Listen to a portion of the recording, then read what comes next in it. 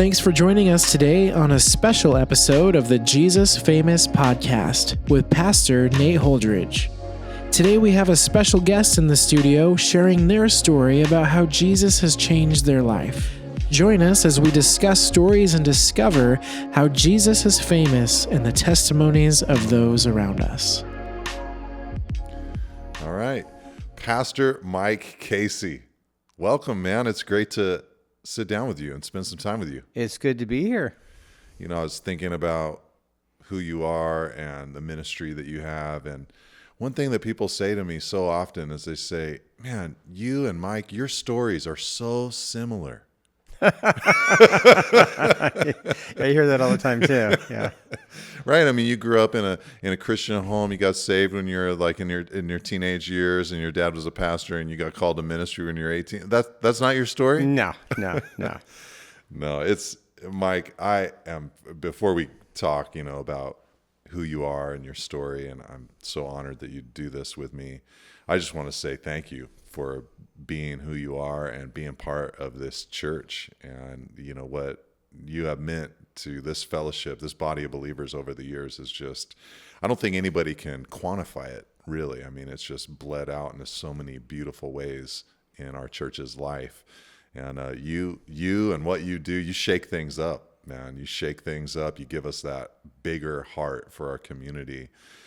So it's an honor to be able to talk to you and kind of hear your story a little bit. And that's what I want to do today. It was a few years ago, I sat down and I thought, okay, I got to read Mike's book. And for those of you who are listening to this, Mike has written his life story in a book called Comfortably Numb. And you can purchase that wherever you buy books.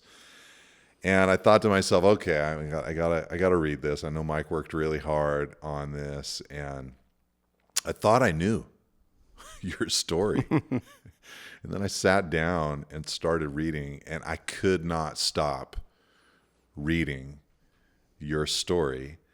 I think partly just the amazing miracle of, in combination with what you were up against, and then the Lord grabbing a hold of you out of all that, it just was like, it was a real page turner. Definitely a parental guidance warning, attached to that. It is, yeah. The only thing I can say is it's all God. I mean, 100%. Because my story sadly, it's not unique. Obviously, to me, it's unique, but it's not unique kind of in the economy of today, the way things are going, the way people are changing. I would say people not turning to Christ. And so, unfortunately, my story is becoming more and more common the further away we get from Christ. Yeah. Well, for those who are just popping in for the first time, we got a lot of new people in the church, or we've got people who are listening to this who aren't part of Calvary Monterey. Tell them who you are and the ministry that you perform here at the church, because you're one of our pastors here at Calvary. So what do you do?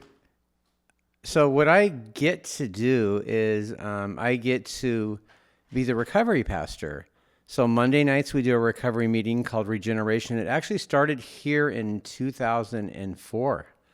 It's been meeting every Monday night since. And the idea, I did an interview with Caleb that aired on Sunday night.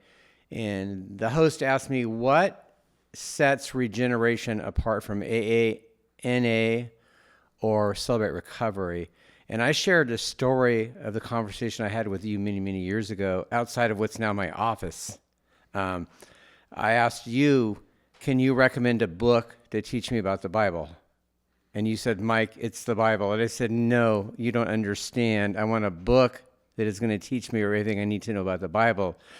And you again said, it's the Bible. I was pretty frustrated. I think you knew that. And I said, no, I want a book that is going to teach me about the Bible. And you said, Mike, it's the Bible. And so what I was able to say was, what sets us apart is we primarily depend on the Bible. That's what we talk about. That's what we learn. That's what we teach. And we don't depend on any other outside resources other than the Bible. So what you said many, many years ago had such great wisdom.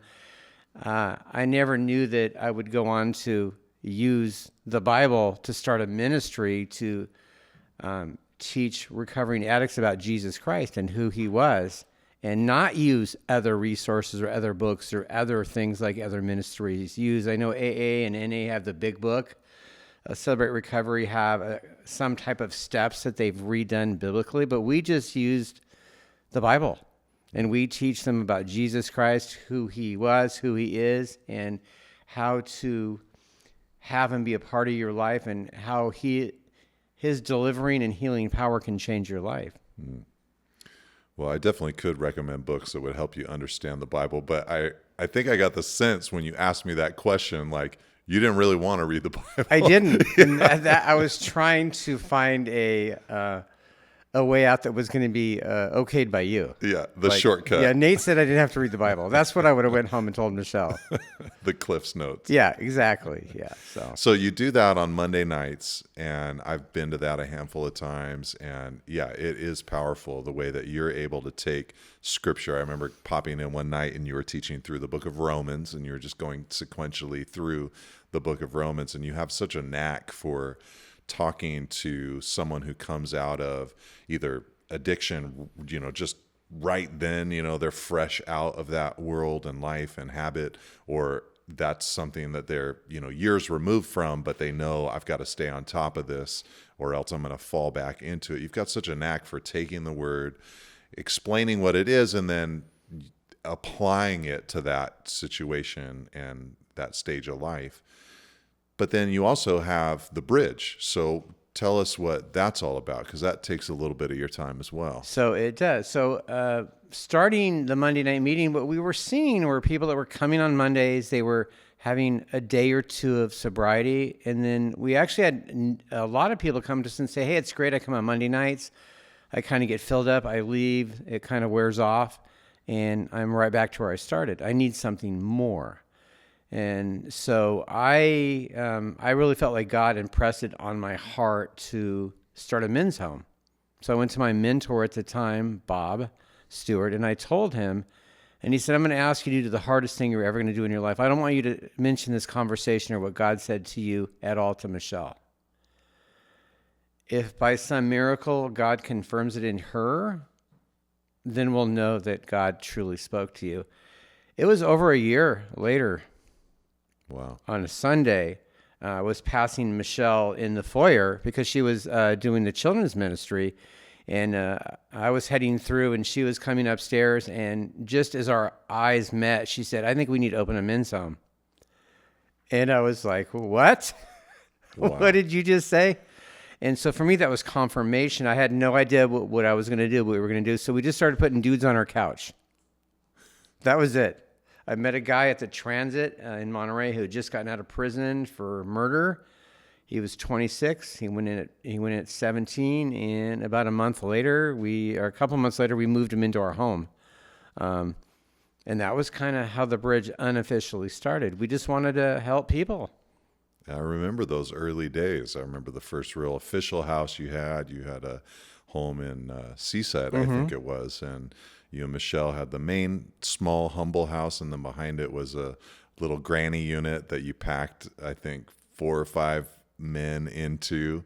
And then the garage was where you'd have corporate Bible studies. I remember going over there and giving Bible studies in the morning. But now it's developed into pretty far-reaching ministry. So tell us what the current state of the bridge is as far as the number of beds and locations. So currently we have 42 beds. We have a men's main facility in Pacific Grove that houses 22. We have a second phase facility for graduates that houses 6. We have a women's home that houses 6 and a second phase women's home for graduates that houses 6. Amazing. And now in this, 2 years ago, Bridge Napa started as a spinoff of Bridge Pacific Grove, and they have 6 and 6, so they have 12 beds there as well. Just amazing, Mike. Well, you telling that story about like Bob telling you to don't say anything to Michelle, and let's see if God just confirms it to her without you bringing it up to her. The miraculous part of that story to me is that you were able to not say anything for a whole year. I know you, man. That must have been so painful. That was, I would ask him all the time, why can't I say anything? And he said, because you need to know that you truly heard from God. Wow. And so that was tough. That was really tough. And Bob even asked Michelle once the conversation started, did Mike ever mention this to you? And she said, no, not a word. And I'm pretty surprised. Well, that's interesting. That's it's interesting counsel. I don't know that I would always give that counsel. Like, hey, don't say anything to your wife. Just see if it happens. You know, you can kind of lead your wife into things. But I think for you and for the magnitude of what God was going to do through this ministry, that was a real word from the Lord. So what made you want to, before the bridge started, before the residential program, before the Monday night regeneration meetings, what made you want to do this for people? Why was this something that was on your heart? Probably because of what had happened to me. To go from a successful career being a firefighter, paramedic, I went to school for many, many years to go from that, being married with 4 children, to then losing all of my jobs, to be homeless, living in my car, and then to recover because I met Jesus. To me, there was no option. You know, people often think somebody should do this or somebody should do that. And they often wait for somebody to do that. And sometimes that never happens. So for me, when I felt like somebody needs to do that, you know, God's answer to me was, well, why not you? And so I was a little bit hesitant at first, but why not me? You know, why not me? So you had an experience with addiction yourself for a long time, and God rescued you from it. And then that's when you began saying, I think God wants to use my life in this way. So how, for you, what was the story of how did you become addicted in the first place? So the way I became addicted in the first place, I think, is the most common way that most people become addicted. I had an injury. I broke my jaw. I was a welder fabricator, broke my jaw, started taking a lot of Tylenol with codeine. And my dad, being in my life, who has been an addict his entire life, would take my prescriptions and increase if it was for 20, he would write a 1 and make it for 120. So him and I began to abuse the pills and use them much quicker. So then we would go doctor shopping, doctor's office to doctor's office to doctor's office to get prescriptions to be able to continue getting the medication that we needed. So that's how I initially started. But like most people, you know, eventually you're going to make the transition to something different. You know, and I made the transition to heroin because I managed to separate from that with my dad. I managed to get married and have 3 kids with my first wife, Shelley, and then keep that separation in my life from my dad. But again, having my dad back in my life, I was again introduced to that at that time heroin. My dad wanted me to use heroin with him so that I would understand it, so then I could help him stop using heroin. It doesn't make any sense, but to him it made perfect sense. Hey, use heroin with me, and then you and I can get off heroin together. Wow. And so that's what introduced me to heroin. Wow. When you look back on that, because I think I remember reading in your book, he introduced you to heroin. Did he introduce you to heroin when you were really young, or was it like you said only after? I actually got things out of sequence. So he actually introduced me to heroin when I think I was 19. I thought I'd remembered 19. that late teenager. Yeah, I was 19, and he introduced me to heroin. Well, he actually called my grandma and said that he was strung out on heroin. Send Mike, Can you send Mike? Because I was actually staying with my grandparents, helping them out because they were elderly. And my grandma, being real codependent herself and really wanting to help my dad out, asked me to go down and get him off, get your dad off the dope. And so I drove down there. I walked in. I rehearsed. It was a 12-hour. I rehearsed the whole way. Just say no. Seriously. I mean, that was kind of the whole. So you knew era. it was coming. You knew he Oh was yeah, I going was to try like, to so drag I, you into I that. came in. I pulled into the parking lot just as he was getting home from work, and I'm like, all right, just stop. And so my dad is not a huge guy, but he's very intimidating. He literally grabbed his shirt and just ripped his shirt off, threw it at me, and told me just to F off. Yeah. Get out of here. You're not my son. So I'm like, whatever. Got in my car. And I remember the way that I wrote it in the book because it was the way it actually happened. It was like when I got on when he did the whole ripping off of the shirt and told me I wasn't his, and it was like he planted a seed. And as I drove, I remember driving through, I was like hitting Lancaster, Palmdale area, like trying to think of what I was going to tell my grandma when I got back home, why I left. And that seed began to grow. It was like, and the seed was like guilt. And the further I got, the bigger it got.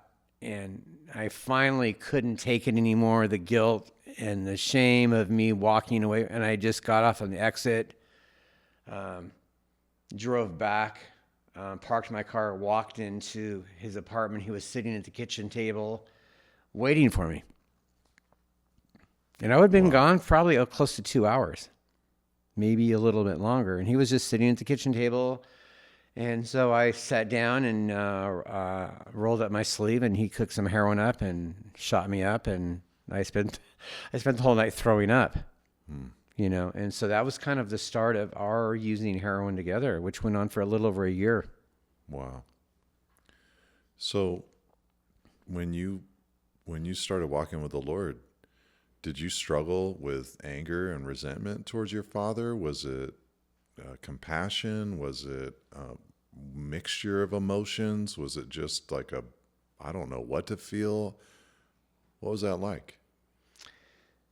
So I would say when I started walking with the Lord, I don't think I've ever had real animosity toward my dad. I feared him. I mean, I was afraid of him, like scared to death of him because of the things that he did to me. I mean, hiring someone to kill me and vandalizing our home and that kind of thing. But I think I just always wanted a dad. Even at that level of abuse, it was like, I just want my dad. I just want my dad. I just want my dad. I just want my dad. And funny enough is when I came to Christ, he ended up in a rehab up here in San Jose, Victory Outreach San Jose. Mm-hmm. And I went to a kind of a tent thing they had there, kind of a revival in San Jose. I knew my dad was going to be there, and I was sitting with him, and he actually got saved. Wow. At that event, I walked up with him. He accepted Christ. He truly accepted Christ. And then he ended up going back to Northern California. I lived here in the area. And he just, I don't know. I don't think he walked with Christ, but I believe that moment was that he did submit to Christ. He went back home and started drinking again and kind of went back to his old life, but you have that hope. I have that hope. Yeah. And he's no longer with us. No, he actually passed away shortly after we started the Monday night meeting. Wow. So, I mean, I got to ask you just kind of threw it out there like it happens all the time, but you said your dad hired someone to kill you. That's never happened to me before. So Yeah, I know your dad pretty well. So. what are you talking about? So my dad had been, kind of what set the whole thing off was, it was good to have my dad, Michelle, my wife, wanted to have my dad in our lives. So she invited him into our lives, not knowing, I tried to tell her how he was and who he was. She didn't buy it. She wanted to be a part of our lives, the kids' lives. So he started drinking a lot, so we told him it was my daughter Sarah's birthday. We said, if you show up drinking, you can't be there. And so a cab pulled up. He fell out of the cab. We put him back in the cab, sent him home. And that kind of started a war. So nightly, he would come by our house. He broke the windows out of our car. He would spray paint profanities on the driveway. He would break our windows. He was caught burglarizing our house on multiple occasions. And went to jail a lot for it. And the unique part of it was I was a local paramedic and fireman. And so to go to work and pick your dad up multiple times, or to go to work at the hospital and have him say, oh, we picked your dad up twice today. It's like, oh, brother. So I knew all the police, and so my dad was in and out of jail and out of the ER, being picked up all the time. And one day Saturday afternoon, we were just watching TV, and somebody knocked at the door, and I answered it. And this young man said, you don't know me, but your dad hired me to kill you. I'm supposed to do it tonight. He, Very polite. Very polite. He said, but I've been watching you guys for like the last week or so, and you seem like pretty normal. You have little kids. I see them playing outside. He said, but tonight, when you go to work, I know you get home at 7 a.m. I'm supposed to be hiding around the garage, and then he had a taser. I'm supposed to tase you, and then I'm supposed to cave your skull in with a bat, and it's right here. And I'm supposed to spray paint on the garage door in orange spray paint, DOA, for dead on arrival. And your dad already paid me $750. I'm supposed to do it tonight. He's really in the morning. He's really persistent. He's really anxious to get this done.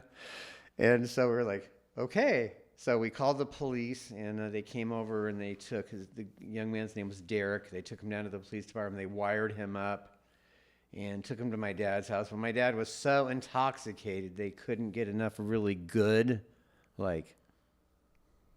recording. Intelligible. So, and then Derek the next day called us and said, I am really sorry, but I'm out of here. And he actually left and went back to Arkansas, where he came from. Oh my goodness. And so that was just... That happened. Yeah, so that happened, yeah. I was like, see, I told you. Wow. Okay, so your father was really instrumental in introducing you to heroin and, opening the door for addiction to happen and everything. So fast forward, you are now married to Michelle and, battling addiction. And you were, if I remember right, for a while, you were functioning as a paramedic. Well, I actually worked for the City of Carmel Fire. I worked for Mid-Valley Fire, and then I worked for American Medical Response. I worked all three. Wow. In and out of emergency rooms all day, around doctors all day, and using heroin. Wow. All day. Wow. And what was that doing to your life and your marriage and your everyday experience? It was tough because Michelle believed that I was using, but I denied it. So I made her feel like something was wrong. How did she know? Her. Just the way always falling asleep. We were always broke. Things were always, and I laugh now, but when you're a heroin addict, the big question is what happens to all the spoons? Michelle would always say, where's all the spoons? Okay. Because they're in your car or they're bent. You have to bend them. You bend them to cook the dough. I'm like, why are the spoons always bent? So I would go to the Goodwill and buy more spoons. And of course, she's like, well, these aren't our spoons. And so that's always kind of the joke in any heroin addict's kind of family. It's like, where are all the spoons? The kids can't eat the cereal in the morning. All the spoons have been used for other things. And so she believed, and then, there was just, a lot of trips to doctors to try to get more medications and stuff like that. So she kind of always knew, and she always questioned me, but I always denied it. And then I just came to a point one day while she was at work. She worked for a community hospital, actually, herself. Yeah. And one day I just wrote like this, literally a 20-page letter, just confessing to everything. And she came home. She went to the bathroom. I slid it under the bathroom door. Oh, my goodness. And just went in the kitchen. And just sat at the table and waited. And so she called me, in the bedroom. And she called me in sick to work. She said, "You're not going to work tonight. Where's all your heroin? Where's all your syringes?" I surrendered it all. She destroyed it all. She called me in sick to work. She made an appointment with the recovery center the next morning for me to be interviewed and enter treatment for the first time. Mm-hmm. And so it was just, I had kind of had enough, and I was like ready to confess it and get clean and move on. Now, was she a Christian at that point in her life? Not really. When we came here, we went to the little church on Congress, First Church of God. Yeah. And it was funny because they were so happy to see us, because I think the next youngest person at the church was probably 62 or, maybe 72. They were, so we were searching for a church. She hadn't yet got saved, but we had both decided we wanted to find a church. Yeah. And my ex-wife was actually going to this church, but we weren't going to do that. Right. We're not going to church with your ex-wife. A little awkward. Yeah, we're not doing that. Yeah. And so she didn't, but I think shortly after I got out of treatment, we separated for a while, and I came by to visit her, and she told me that she had became a Christian, and I exploded. Really? I was furious. I couldn't have been angrier. Why was that, do you think? Because because she explained to me how it worked. And this totally ludicrous thing. This guy that I can't see is in charge of me. He's in charge of you. He's more important than you. He's more important than our kids. So it's God, you, and the kids. And I'm like, well, that's stupid. Yeah. I yelled, I think at the top of my lungs, "God is not in charge. I'm in charge." And I kicked a chair, and it went flying across the room, and it broke the back 2 wooden supports out of it.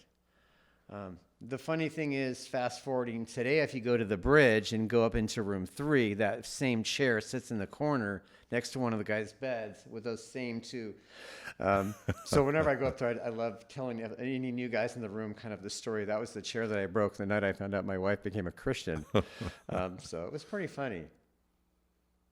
But I'm like, how could, because when Manny taught on Sunday, he said, God with a bod. I knew what he meant. I'm like, my wife dedicated her life to this guy she couldn't see. That was insane. Yeah.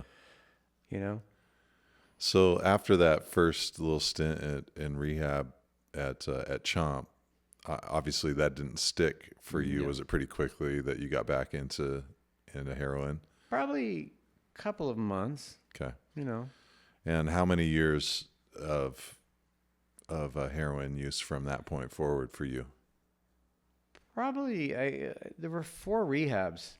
I did the recovery center, and then I did the recovery center because I relapsed, and then I did the camp in Scotts Valley, and then I ended up, my final rehab was Victory Outreach in Salinas.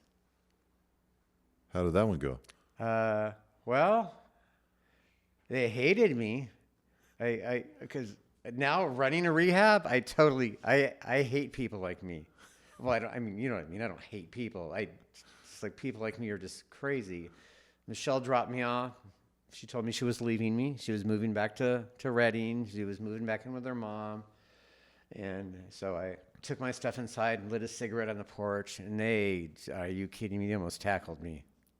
For that cigarette? Oh, you can't smoke here. What's wrong with you? And they got really angry at me for smoking. And I think the first night I snuck out of the house 3 times, which they came and found me and brought me back. The director there, his name is Charlie. He's actually a pastor in Milwaukee now. He felt like we had a lot in common with our stories. And so the next day, he actually took me to work with him. he was doing landscaping, so he took me to work with him, and we went, did a couple jobs. He allowed me to, like, snag some cigarette butts off the ground and smoke them. Don't tell anybody. But I really connected with him in kind of a really strong way, and it really felt like he cared for me and about me. But I only ended up being there for 3 days. Before running away. No, I mean, before I ended up going into the hospital. All right. So tell us about that. So it's kind of, so this is if you want to talk about a God story, this is one of those things. I woke up in the morning, I had like a bump on both of my legs. I knew I had abscesses. I used to have abscesses like every day, but having access to medical equipment, I would just do them myself, take antibiotics and be fine. But I knew those were an excuse to go to the ER. And I knew at the ER, they're going to give me morphine or Versed, or they're going to give me something because then I won't be detoxing anymore. So I wasn't really worried about those bumps. I just wanted the drugs. And so after being there about 3 or 4 hours, I was laying there thinking, do I really want to do this? Because I've been kicking heroin for 2 days. A couple more days, I'll be over the worst of it. So do I really want to hang out here and get morphine or whatever? Yeah, but not really. And so I told the doctor, I said, hey, these are fine. I want to go home. I want to go back to the program. I really, honest to God, I just wanted the morphine. He's like, oh, cool, go. So they discharged me, and I went back to the program. And the director's wife, Charlie, she said, what are you doing back, Mike? And I told her exactly what my mindset was, that I only went because I wanted drugs, that I realized that was stupid, that I might as well start my detox. And she said, you know what? I know a lot about the enemy. I think the enemy asked you to come back here. And I said, hallelujah, I get to go back to the hospital. So she made me go back to the hospital. Oh, man. She said, I think you need to go back to the hospital. So I went back to the hospital, and they did an MRI, and the doctor came in. And he said, oh, we need to, who can we call?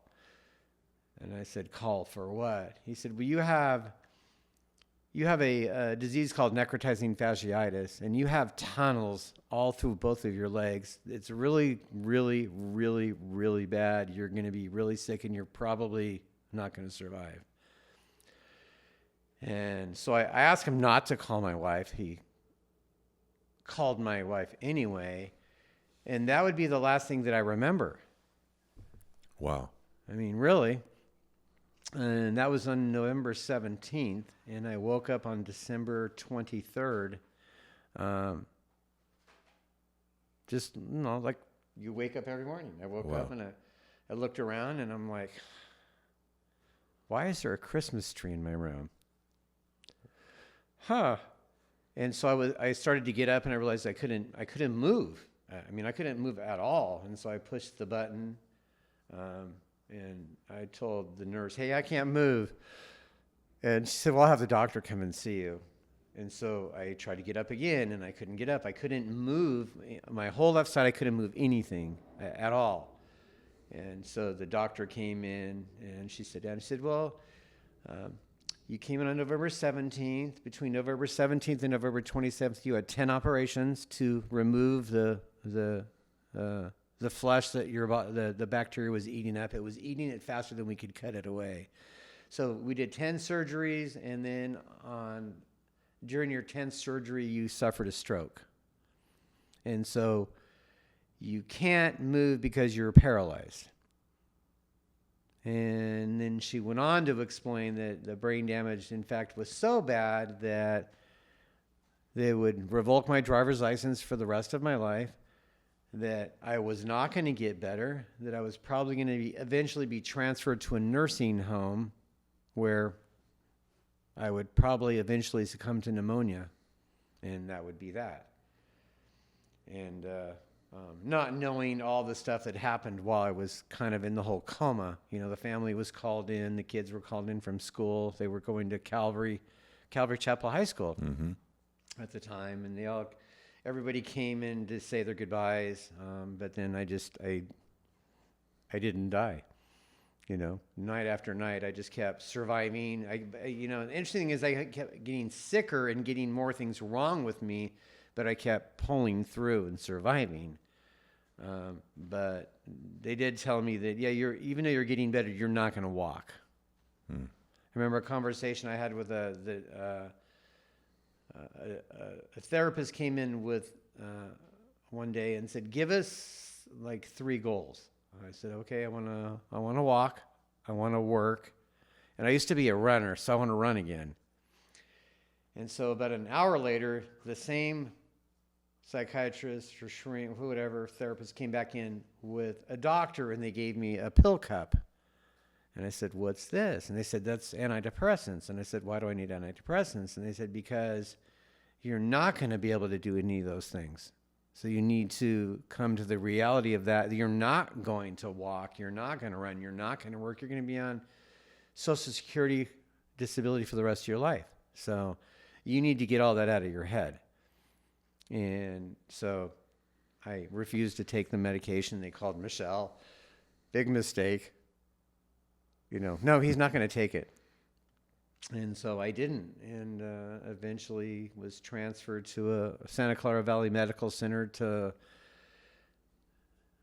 supposed to be there for like 4 months, maybe-ish, to learn how to walk, read, write, tell time, put on my shoes, brush my teeth, go to the bathroom, use toilet paper. I mean, it was bad.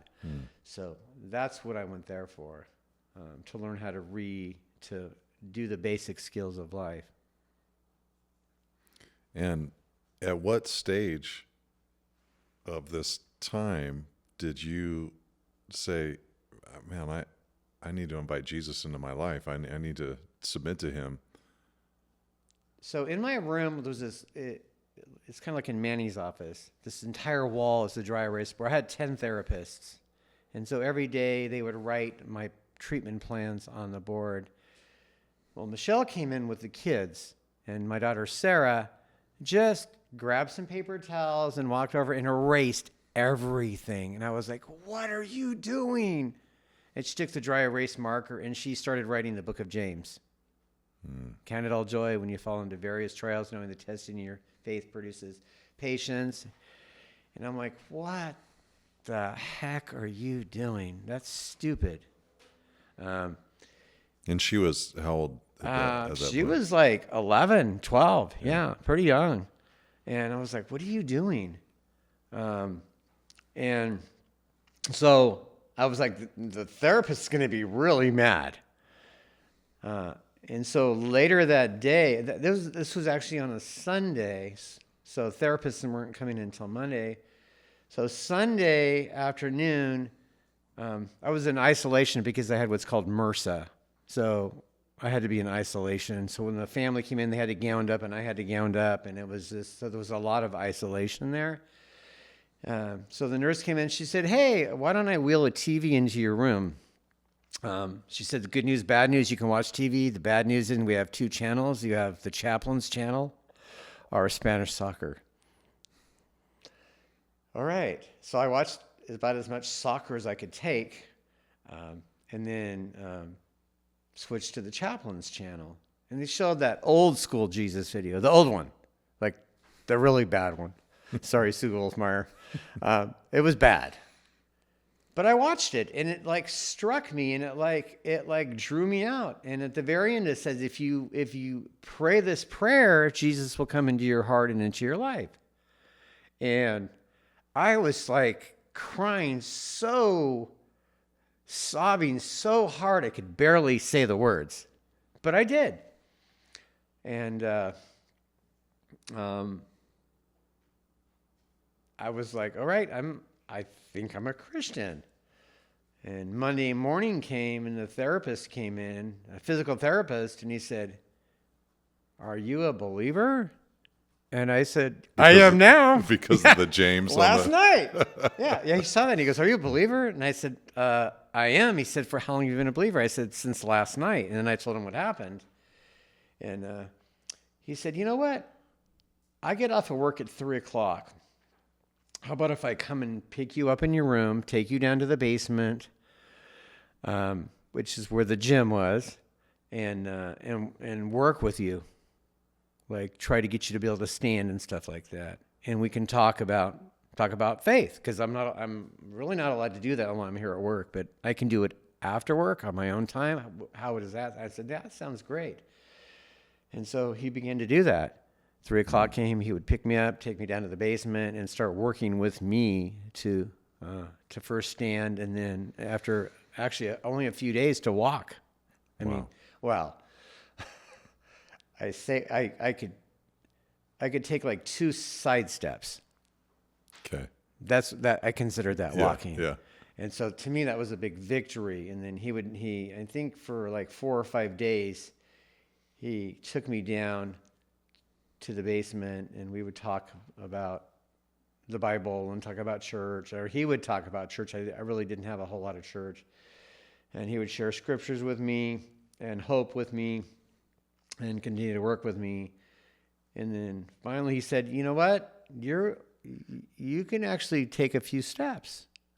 So he said, tomorrow when the doctor comes in to see, because it was like a bunch of us in the same room, when he comes in to see the other patients, get up and just walk over to the bathroom sink, and I guarantee you he'll discharge you. And so I was really excited. So the next day the doctor came in, he said, hey, how long have you been walking? And I said, since like yesterday. He says, well, you don't belong in my hospital. Wow. And so he told the nurse to make discharge plans, which I think that was day 11 there. And I was supposed to be there for months and months and months. So I called Michelle and I said, hey, I'm being discharged. She said, no, you're not. You're confused. So she actually called and she said, holy cow, I don't even know if I want you home. She was counting on a little more time. But what had happened was that they would not accept me there in San Jose unless I had a place to go home to. So she had to reluctantly sign some paperwork saying that she would allow me to come home. Wow. Even though she didn't want me to come home. Yeah. Yeah. She had just recently left. Yeah. It's like, Go are you back with her kidding? mom. It's like, really? So yeah. Wow. Now, prior to all this, I remember there being a period where I was young, just getting started in ministry. I was around the church, and I remember your van being parked out on the parking lot at night, and there was times you'd come into the church and all of that. So Michelle was part of the fellowship here, and you had not yet gone through all of this yet. I had not, but I was attracted to it. Mm-hmm. She actually, probably during that period of time, I had went to your dad and asked for permission to leave, because by then she'd become a believer and I hadn't been unfaithful. So she, in her early understandings of the Bible, was looking for biblical grounds. Mm-hmm. And so there was a barbecue, I think, in your neighborhood that she went to, and she talked to your dad and he said, no, I think God is going to do something in Mike's life. I think you should, stick around, mm-hmm. see what happens. So she didn't end up leaving, but I couldn't be in the house, but I felt safe sleeping in my car here at night. So I lived in the parking lot for off and on for probably over a year. Mm-hmm. Well, Mike, we've talked for a good amount of time so far, and I feel like we've just scratched the surface on your story. I mean, like, we didn't even really get into your childhood at all. And I remember in reading your book, I just was struck with, it almost just felt to me like you were, like, it was like this setup for, like there was just this evil presence, like, trying to get a hold of you from real early on. Did you feel that way? I do. I mean, yeah. I mean, I think most people would have a hard time even believing 99% of the things that I had gone through as a child. And like, for me, Christmas is the hardest time of the year, because it was probably every single Christmas, as far back as I can remember, my dad would do these horrific things. You know, some things are way too graphic to even talk about here. But every Christmas he would attempt suicide. So our Christmases were spent in the emergency room, or him being in jail. So I was telling Michelle the other day, once she says the Christmas tree is coming out, then I get anxious. My heart starts pounding really fast. I get uneasy. I get a little bit cranky. It's just, it's really hard for me. Thinking about the tree coming out and the decorations coming out, it's a really anxious time for me. Yeah, it's like a PTSD. It is. So we had one of our ladies, we're having a really hard time the other day. She's struggling with some depression. And I told her, I said, well, I only get depressed. I don't know if I even really call it depressed, anxious, and a little bit depressed. Sometimes that's at Christmas time. Mm-hmm. Last year I was in the hospital for Christmas, so I was telling Michelle, I missed being gone. I was in there for 5 weeks, but I was like, I didn't have any anxiety last year because there was no tree, there was no decorations, there was no reminder of my past. So It was kind of nice in that way. Yeah. Well, for those of you guys that have listened this far, I'd encourage you, if you're interested, to read Mike's book and get the fuller picture.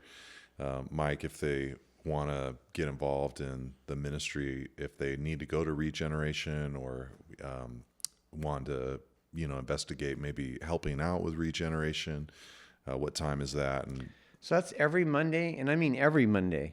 Yeah. Unless it's Christmas Day, and we meet every single Monday at 7 and have been since, like I said, since 2000 and 2004. Oh.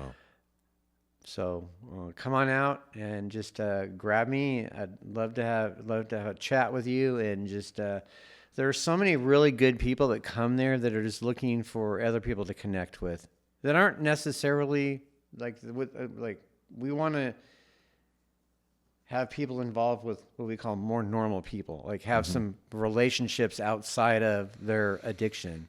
Yeah. People within the body of Christ. So important. Everybody needs that, because when you leave that world, you feel like you've left all your friends. They're really not your friends, but to meet new people that are doing life on life's terms. They're not getting drunk. They're not being unfaithful. They're not having all these addictions. But to have like a friend that doesn't want anything from you other than to be your friend, that's like fresh news. Yeah. Yeah, it's one of the things whenever I get a chance to talk to, especially men in the Bridge House, I just encourage them, because I think when they're going through the program, it's hard to have a vision for what life will look like afterwards, because for some of them, they haven't really known anything other than the life they've been living. And so it's hard to see what's coming. But having watched the house and watched the ministry for so many years now, I'm able to, with real confidence, tell them, if you stick with it and you press into these church relationships and this whole new thing that you're experiencing, stuff is going to happen for you, because they're just around the church and the people in the body. The relationships form, love happens, and open doors happen, and their lives just kind of are off to the races as a result. So if, Mike, you could give a word of encouragement to kind of close us out today. I know you love people so much. You love people who are struggling. You love the church. You love people. So what would be a word of exhortation or encouragement you'd like to give with us to wrap things up? I would say to pray for those that are lost. That's so important. How many times I hear people say, my grandma prayed for me my whole time. My mom prayed for me. My aunt prayed for me my whole time. But knowing that the body of Christ here, Calvary Monterey, is praying for these men and women gives them more hope and more joy than you guys could even imagine. Like, you mean the conversation I was having with the girl, you mean all of those people pray for us? Yeah, really, they do. That is so powerful for them. Like there is like 500, 600 people here that like that are praying for me that don't even know me. Yeah, they do. That is so powerful. So keep praying for the lost. Keep praying for not just the addicted. I mean, there's so many types of addiction, not just drug addiction. There is sexual addiction, and there is, I mean, it's all things that take our focus off Christ. So just pray for the lost, and keep praying. Be steadfast in your praying. Amen, brother. Well, listen, man, I can't wait to talk with you again. I want to ask you some questions just about addiction and the specifics of your ministry and advice that you'd give and all of that. But thanks so much for sharing just a little bit of your story today. I hope it blesses some people. And we as a church family, man, we're just blessed to have you and Michelle pouring out your lives for our church, for this community, for these men and women. So keep it up, man. We're praying for you. Thank you. We pray that today's discussion has blessed you.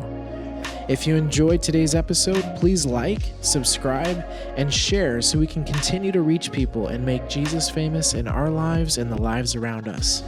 Until next time, God bless.